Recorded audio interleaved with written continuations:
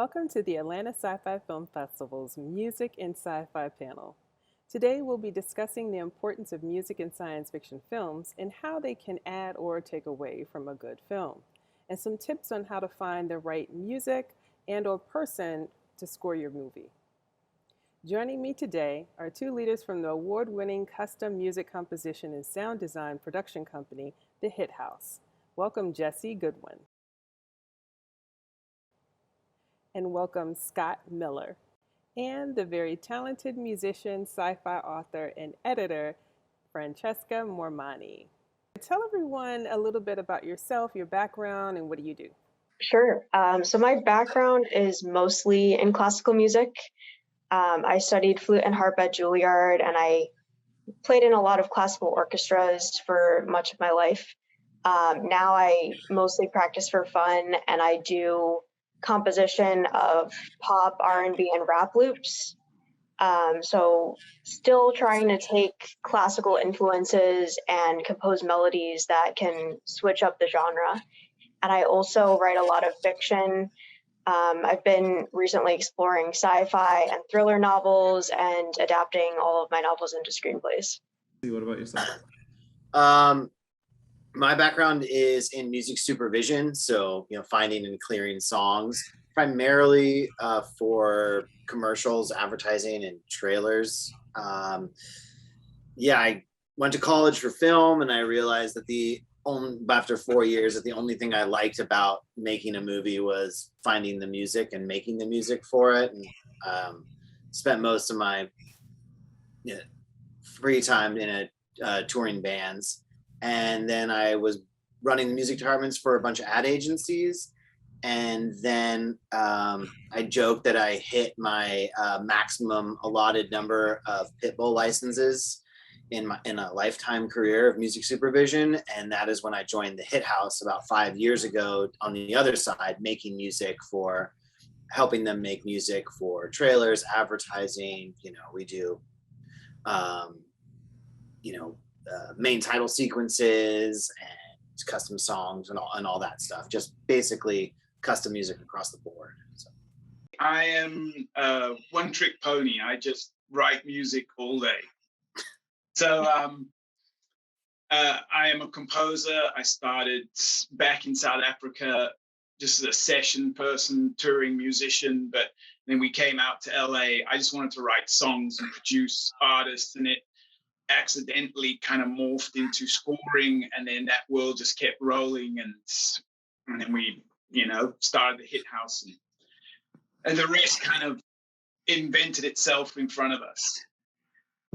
And now we I sit around, we got a great team of peeps, and you never know what one day is going to be from the next, so which is always exciting. We're writing stuff that you could never imagine yourself. If I had to sit down and say, what do I want to write? I would never think of all the things that we get asked to do. So it forces me to stretch myself, and I thoroughly enjoy that.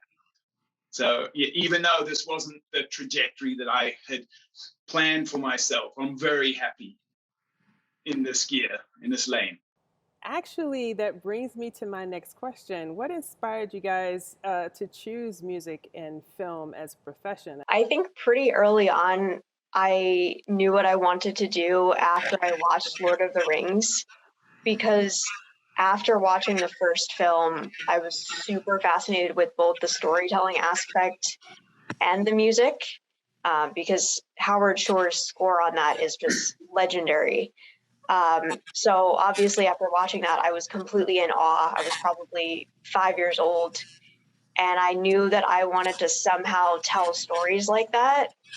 I didn't know how I was going to do it, but just that I wanted to. And at the time, my dad had already started teaching me piano, so I kind of just took things from there. And when I was a couple years older, started practicing more and writing my own short stories. And then I took up the formal study of my instruments and ended up studying that at conservatory. And just being able to simultaneously pursue writing stories and writing music has always been really interesting, because it's two different ways of telling an adventure story, which I've always loved? Yeah, I think mine was that I knew, at a pretty young age that I like film and music were my two biggest passions. And once I knew what a music supervisor was, I realized that that's how I combine them. And I kind of transferred from television over to advertising and trailers because I had a lot more budgets to play with. I could do a lot more cooler things than I could on a TV show or the films that I was music supervising. And then over the course of too many years, I realized what I really enjoyed was helping artists and composers make that revenue stream in sync, that as all other revenue streams for musicians were drying up. And I felt that what I really get joy from is helping talented people like Scott and other musicians and artists and bands. And what I really get joy from is helping them kind of pursue their passions by making money in sync licensing, as all other revenue streams from musicians just get smaller and smaller. And that's what I found the hit house, and that's what I really love doing. For me, I struggled as a kid. I struggled with school. My brain does not function like regular people's brains, and I just couldn't. Most things were kind of tricky and difficult for me. And I took a guitar lesson when I was 16, and it was the first time anything had ever made complete sense to me. Within 15 minutes, I found the language that I spoke that I didn't know I spoke, and everything. It was the first time something was easy for me. And from that moment on, I knew where I was going. There was no question. And even when I was practicing to play, stuff, I couldn't get 2 bars into a song without pivoting into writing my own piece of music. I had so much music in my head, I didn't know what to do with it. And I just wrote and wrote and wrote and wrote. And I just learned. I would work in music stores, after school, because I just wanted to be around instruments. And I would just find a piano accordion and I would write something on it so I could demonstrate it to people when they came in. I just wrote whatever I could on whatever I could. It had an insatiable thirst to write music. And then I was doing songs, and I was, out touring and playing with bands and stuff, and there just wasn't enough of a songwriting world, a composing world in South Africa. And which is what got me over to LA. I thought, if I'm going to be a composer and have a life, I got to come where it really happens. And came out here and started working with bands and, trying to produce bands, but I didn't have any gear, and I was working, and I knew a company that was an edit house, and I knew the owners, and I was with them one day because I was so thirsty to do anything. I just wanted to play the game, like whatever game it was, I was in it. I just happened to be there, and they were working on the Columbia TriStar logo and discussing that it had been such a difficult job, and I said, can I try and write a piece of music? And they said, knock yourself out. Everybody has tried writing a piece of music. The clients have bombed everything. Do what you want. And they gave me a VHS tape, and I went home and I put it in my VHS player, and I drew a beat map with a metronome, and I went and sat on my keyboard and I wrote a piece of music, played it in, and the clients went, yes, that's the one. And that was the start. That was the first paying thing I'd ever done, that was outside of writing songs for people. And I'd done the Columbia TriStar logo, and it was such a big thing. And then that company started giving me trailer work. So I would do these trailers, and I would just buy gear so I could do more. But the whole time I was on this idea that I was going to be producing bands and doing all the stuff, and the scoring just kept going, and I just kept the need for scored music could keep up with my insatiable need to write more music. I wake up in the morning and all I think about is, what's the next piece I'm going to write? That's all I think about. When I'm walking the dog, when I'm in the shower, I am just humming the next piece. So we moved into this, and I still dabble in, we still do songs and stuff like that, but the majority of my day is scoring, and it makes me very happy. For the whole panel, what are some of your favorite sci-fi movie scores or theme songs, and why? I mean, for me, I have to go back to the Back to the Future theme. Like, it's just like the most iconic piece of me. I mean, I know that's from my young childhood, but I've watched that movie 1,000 times, and the theme is perfect, but the music is like just the right amount of silly and serious at the same time, and sort of like big. I don't know. I can't think of like a more iconic. I think to me it's more iconic than Star Wars, or I guess it rivals Indiana Jones to me. But Have you ever tried to make your own like air mags or anything? oh god, yeah, I made everything. I remember I had the vest. I took the wheels off my skateboard and spray painted it pink for Back to the Future 2 when he has the hoverboard. And I remember thinking, if I could just learn Johnny Be Good on the guitar, I would be the coolest kid in like 3rd grade, which I never did. Does anyone else have a favorite theme song or score?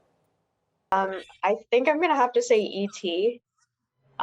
Because of the heavy classical influence in that music. John Williams was inspired by Howard Hanson's symphony, and Howard Hanson's symphony is in the movie Alien. So by writing E.T., he almost, winked at Alien.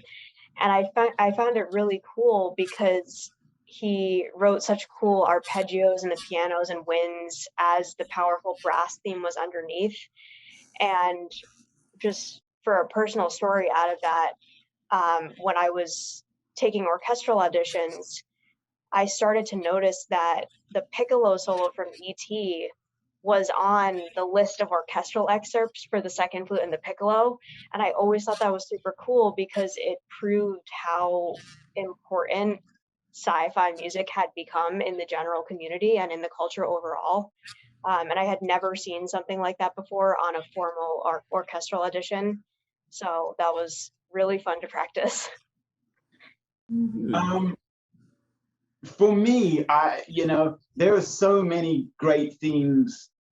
Indiana Jones may be one of the greatest pieces of music ever. It's such a long, complicated theme, and yet 4-year-olds can sing it. It's just brilliant. But as in the Inception is the one that I wish I had written, and in the sci-fi space, I also find the first Blade Runner, because I like soundtracks that you couldn't take away and it still be the same. Like the first Blade Runner with Vangelis themes, it sounded like the visuals. It was so interconnected. That to me was just so freakishly special. And as a theme that I really like, I don't know if you guys have seen The Expanse, but that opening theme for The Expanse that Clinton Short wrote, I mean, it's not often that you watch a TV show and you don't go past the opening title. I don't know anyone who doesn't watch the opening title every time, and I think there's 6 seasons. But every single time we would put it on and we would watch the opening sequence for that piece of music. It just never got old. It was brilliant. So what are some common mistakes you guys have seen filmmakers make when choosing the right music for a scene, in their film? As a supervising, and I think this applies to indie filmmakers with lower budgets all the way up to major motion pictures, is that like sometimes the filmmakers will fall in love with a piece of really recognizable, well-known music. And for an indie filmmaker, that's not all. First of all, it's not affordable. It's just not licensable, but it's not also the best choice. And you're going to be what we call demo love. You're going to be chasing this demo love because you like sweet emotion in your scene. and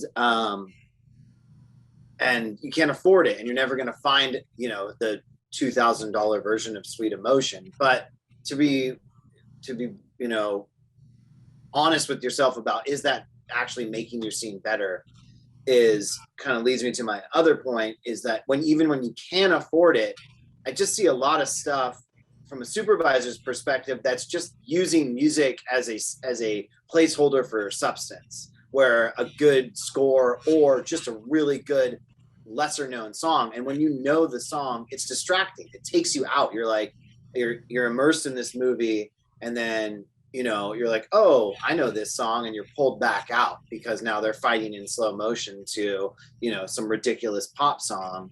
I just, you know, I feel on both levels, it's like, do not fall in love with the song because it's on your playlist, on, you know, that you want to listen to in the car.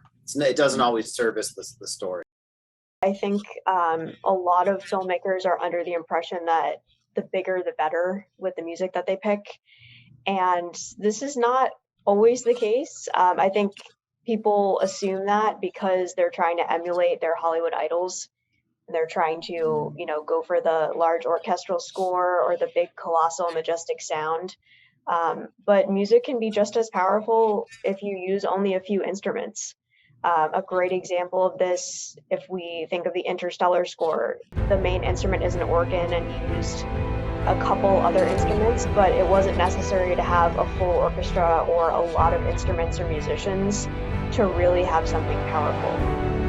So I guess for filmmakers, just to communicate with the composers about specifically what they're looking for, and you realize that, you know, there's room for experimentation, and to see different instrumentations and different means of composing music that doesn't necessarily have to be traditional or have a lot of different parts in it.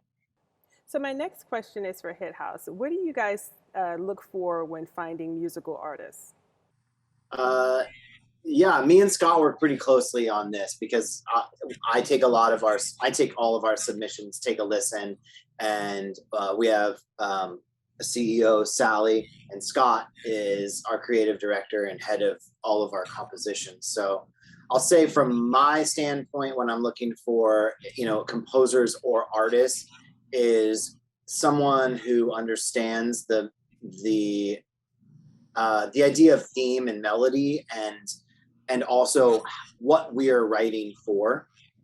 We are not writing, you know, for Spotify. We're writing for, you know, sometimes to sell detergent, and sometimes we're selling a Tyler Perry movie, sometimes we're selling Star Wars. Like, so it's knowing that. But my most important thing for me, is someone who can take notes, because there's a lot of people out there who can write really great V1s. And if they were writing for themselves, and there's nothing wrong with that, but if they were writing for themselves, that might be it. But unfortunately, our creativity has a right and wrong answer.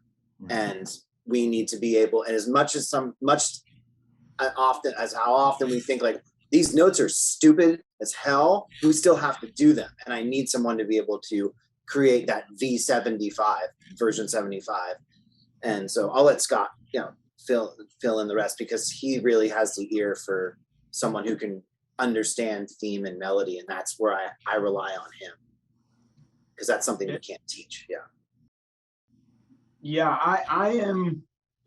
I'm such a passionate person about composition and storytelling, and I think it's all storytelling for me. And you can listen to someone and they've got all the chops, they've got all the libraries and stuff, and they're not in charge of their story. They're just saying words. It's like if you go to a party and you listen to someone talking about something, you can tell if they've just heard someone smarter than them say stuff, and now they liked what they said, and now they're going to say that in court, you know, and if you ask them a question, they just come unglued, because they're not the original source of the idea. They're just a mouthpiece for it. And you find that in composition and in the arts in general. And there are people that are the source of the idea, and then there are all these people that just try and say the words that they would want to say if they could, but they're not the source.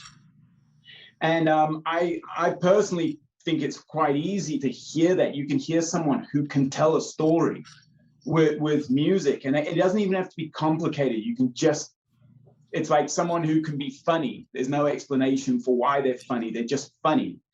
And there's people who can just write, and they're in charge of their story, and they tell great stories. And so that's the first thing I listen to, and I will flick through. The other thing that I'm always paying attention for is that and this is a tough thing for a lot of people, is there are people who can be brilliant 3 times out of 10, average 3 times, and really bad 4 times in it. And that's a very difficult skill set, because you can wow a client once, maybe twice, but the 3rd, 4th time, you're gonna drop the ball and lose the client. So it's hard having people on the team that you pass the baton to them, and you don't know when you wake up in the morning if they got it right or they didn't. Because we're at a level where we got to be able to pull a rabbit out of the hat every single time. Wow, it sounds like you guys have a really big knack for this, and it comes naturally to you. But for some filmmakers who, are very clueless when it comes to music, and they don't know how to create music, and they don't even have an ear for it, what would you tell them or advise them on how to find and get that big theatrical sound for their film, on a budget? How can they find someone maybe to handle music for them? So I think one of the big things is finding studio musicians, even better if they're multi-instrumentalists, because really, no matter how good a plugin is, it doesn't substitute for a live musician, especially someone who can write something really cool on the spot or just add something to an existing composition. And that will add a human element to the music and a deeper texture than what you would get if you just used synths. And there's a time and a place for everything. Usually when I write music, I try to start with synths, usually, keyboard chords, for example, and then I like to record my live instruments on top of it, and then use plugins to make those sound funky, depending on the genre that I'm doing. But I've found that having those live instruments will make things sound more realistic. So for filmmakers, anytime you can make connections with composers, studio musicians, multi-instrumentalists, it can really help you. And when someone can play multiple instruments, that also saves you on a tight budget, because then you don't have to hire someone else, and you can work usually within a tighter deadline because you just can schedule one person to do a bunch of different things for you. Yeah, I would just, like Francesca was saying, I think most TV shows these days are done by one person. They're not done. Yeah, they're not.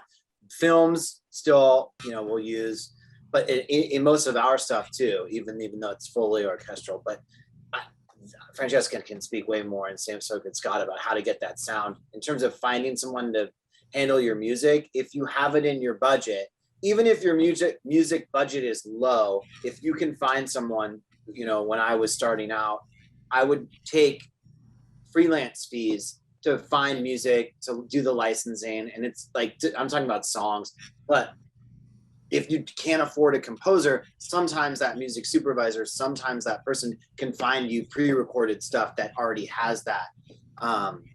But if you can afford someone who is connected in the music world, even when it comes to clearance, they can stretch your money a lot further, because it sounds horrible, but like the clearance people at the record labels are not going to even respond to your emails sometimes. Like, they just have too many. And believe me, I know. Yeah. And so if you have someone with that and they're not that expensive, you can pay them hourly to do this, especially if you already have your music, but also someone who knows, okay, we have $10,000 for all of the music, all of the songs, and that could be a really high number in my experience for some indie movies. Sometimes it was like closer to 2,000 or 3,000, and that number, I'm sorry, I'm jumping around, but that number will vary if all you're looking for is a festival license, as opposed to, if you have distribution. But there are so many resources out there to find affordable music that's not necessarily on the radio. And so many companies like ours who provide that music at much more reasonable fees than a a radio band or a classic rock band or whatever. But you need someone who knows that world, and I couldn't kind of I couldn't kind of push that answer on you more to find someone to help you get that, to trust someone, put your trust in someone to find this for you. Hit House works with a lot of indie musicians, right? And our catalog has what we call the artist roster, which are people who write songs, bands, and producers and stuff. And there are many companies out there who are different than ours, who exclusively deal with bands. Hundreds and hundreds of bands who have them on contract or on non-exclusive contract to pitch their songs, and you can get them for a very reasonable rate. Gotcha. But to navigate that world creates a music supervisor. So Hit House, our songs, yes, are meant to sort of be, we are not in the $1 million Coldplay, Pink Floyd range when we're licensing our songs, but we are sort of like a premium catalog, if that answers that question. If you're on a budget and you're doing a small movie, I would really, if music is going to be an integral part of your movie, I would be incredibly selective because of who you get in, because composition doesn't have to be complicated. You don't have, if you find the right composer, whether they're just beginning or they're in the middle stage of their career, whatever it is, if you get the right person, then what they write for you is right. If you get someone because they're a musician or a composer and you go, you're a composer, you fit my budget, let's do it, and everything they send you is wrong and not right, and you're constantly trying to polish up stuff that isn't right, it's just a wormhole to nothing, So I don't think as a filmmaker, you should be as selective about that as anything. Don't just go, well, that person does music, I'll get them. I would be so razor focused on it that everything that is written is in the ballpark of where we're going with this movie. So there's a lot of filmmakers who are new to the science fiction genre who may only think of one type of sound for science fiction, which may have been the case, a long time ago, but today there's no boundaries when it comes to music and sci-fi. Francesca, I know you did an article covering this a little bit, but what has changed over the years with regards to music and science fiction that you can share with everyone? I think sci-fi films really took off in the 60s, 70s, and 80s. And at that time, the composers still relied on traditional means of writing music.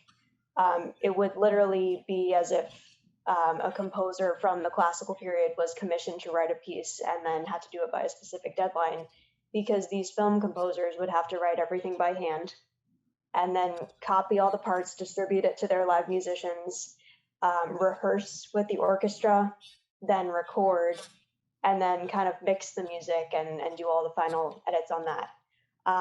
So when sci-fi was in its early stages, there were usually two options. You could use existing music, and a lot of filmmakers at that time opted to use classical scores, or you could hire a composer, most of whom were heavily influenced by classical composers, so they could write something still very similar.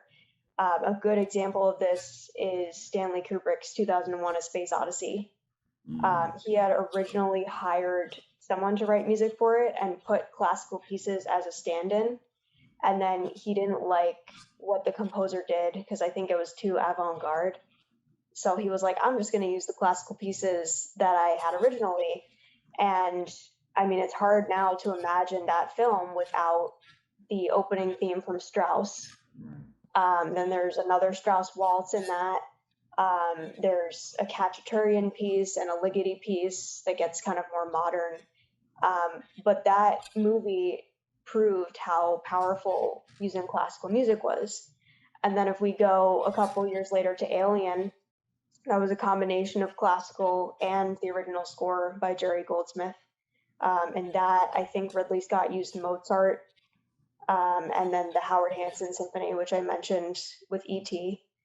And then around the same time, we have composers like John Williams and all the composers who worked on Star Trek, who were starting to write original music, but still very much influenced by classical pieces.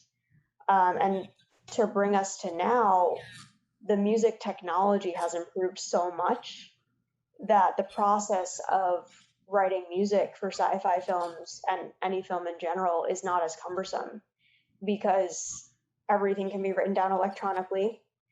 You can substitute a live orchestra for synthetic instruments or do a mix of both. If you decide to use synths, you obviously don't have to rehearse with musicians, and that saves you time. So there's just a lot of room for innovation now because of the technology we have and the many different options. A lot of Hollywood blockbuster films still use traditional orchestras, but at least now film composers have the freedom to choose what they feel is appropriate for the film, and they don't have to go with, an orchestra with 100 people. They can go with one or two synth instruments or a studio musician and just go from there. So I know you guys covered a lot and gave a lot of tips. Is there anything you can think of that you left out that could help filmmakers when it comes to finding the right music? I think one of the things that people kind of leave out is there's such a hand-in-hand connection between the composition and the editing. And we have done many a job where we did music that was really great. We send it off, and if they can't tell the proper story with the music we've done, it doesn't work and it doesn't win the day, So an editor picking the right piece of music and then editing picture that locks in to make a perfect combination. One by itself and one by itself don't make a perfect combination. Someone's got to fudge them together. So just that was just a side thought, but it's the music.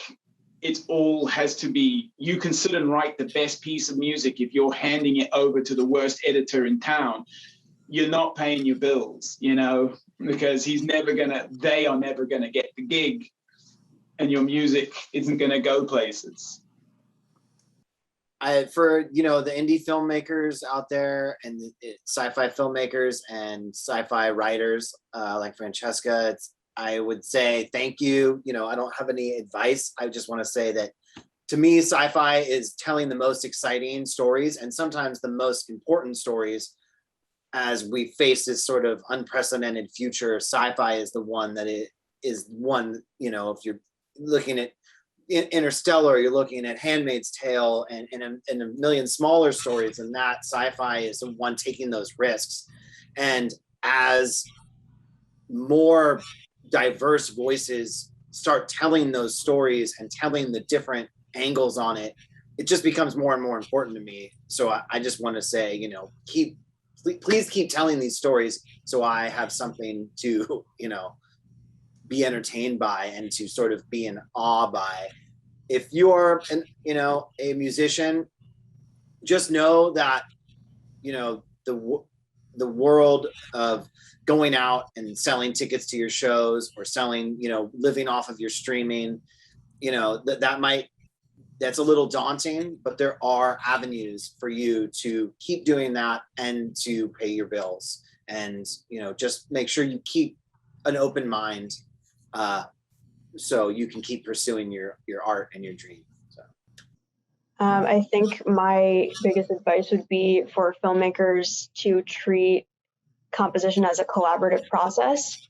A lot of non-musicians in the industry think that musicians and composers can write things on the spot, or that they can write a lot within a short period of time. And some people do have that talent, but it's far and few in between. And a lot of musicians, they're very introverted. They need to just sit down in front of their computer and get a good chunk of time to write music. So if there's a constant collaborative approach between filmmaker and composer, just, keeping updates on deadlines. If you can give a rough cut of the film to the composer as soon as possible, that's great, because then he can start drafting, and then you can discuss the music in its early stages and then not have to go back to the drawing board too late. And just anything that you can do to communicate and make sure that you're on the same page, and finding people who have the same vision as you and who are willing to tell the same powerful stories, but just in different mediums. So for anyone who would like to reach out to you guys, is there any way people can find you online or anything? You can find us at thehithouse.com, and I take all of our submissions for people who are looking to write for us at Jesse, Jesse, at thehithouse.com. So feel free to send me if you're a composer or an artist, please check out what we do, see if you think it's something that your work transfers over to or would fit, and then feel free to send me a submission. You can check out my website. It's ffmormanni.com. About a month ago, I just released a sci-fi novel called Double Crossed, and it's more of a thriller, like a medical techno thriller, but still in the sci-fi space. So that's available, and I'd love to hear what you think about it. Thank you so much, guys. I really appreciate you all so much for joining us today and being part of the Atlanta Sci-Fi Film Festival. Thank you.